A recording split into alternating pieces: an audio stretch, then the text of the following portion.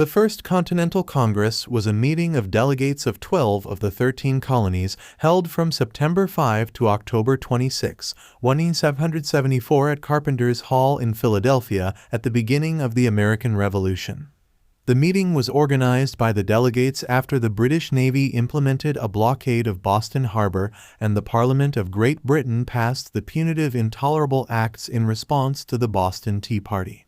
During the opening weeks of the Congress, the delegates conducted a spirited discussion about how the colonies could collectively respond to the British government's coercive actions, and they worked to make a common cause. As a prelude to its decisions, the Congress's first action was the adoption of the Suffolk Resolves, a measure drawn up by several counties in Massachusetts that included a declaration of grievances, called for a trade boycott of British goods, and urged each colony to set up and train its own militia. A less radical plan was then proposed to create a union of Great Britain and the colonies, but the delegates tabled the measure and later struck it from the record of their proceedings.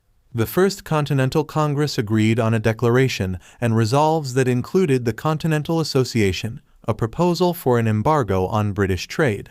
They also drew up a petition to the king pleading for redress of their grievances and repeal of the Intolerable Acts.